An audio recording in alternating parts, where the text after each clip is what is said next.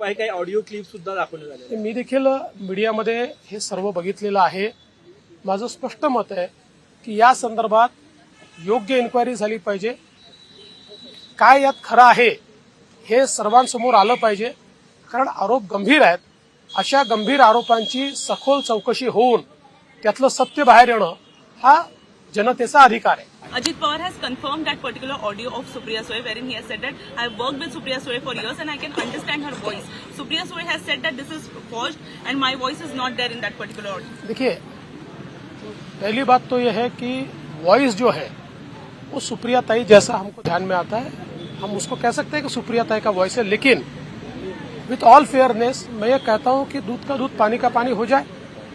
अगर कोई voice doctor करता है तो इमीडिएटली आपको पता है कि एआई के थ्रू उसको डिसाइफर किया जा सकता है.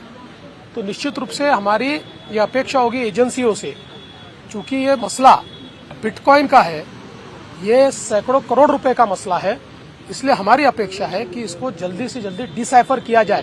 ये कोई चुनाव का मसला मैं मानता नहीं हूं, ये देश की सुरक्षा से जुड़ा मसला है. Serious allegations were raised against Vinod Tawde yesterday. Then later, timing has been very interesting. Supriya Sue and Nana Patole, their audios were circulated by BJP itself. Top BJP spokesperson has also taken the press conference. How do you look at the timing as well as the allegations raised by BJP?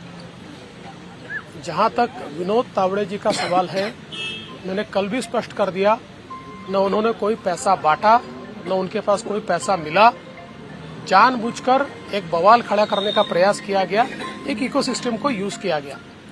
जहां तक सुप्रिया सुळे जी पर और नाना पटोले जी पर जो आरोप लगे हैं, जिस प्रकार से एक पूर्व आईपीएस अधिकारी ने कुछ आरोप लगाए हैं, कुछ क्लिप्स उन्होंने जारी की है, मुझे ऐसा लगता है कि ये बहुत गंभीर इस प्रकार का प्रकरण है. और मैं आज इतना ही कहूंगा, इस प्रकरण की सिरे से जांच होनी चाहिए, क्योंकि इस प्रकार के एलिगेशन लगने के बाद वास्तविकता क्या है ये दुनिया के सामने आना बहुत जरूरी है. एलिगेशन बहुत सीरियस है, तो इसकी पूरी तफ्तीश हो, इसका पूरा इन्वेस्टिगेशन हो और इन्वेस्टिगेशन करके एक फेयर रिपोर्ट लोगों के सामने आए, ऐसा मुझे लगता है.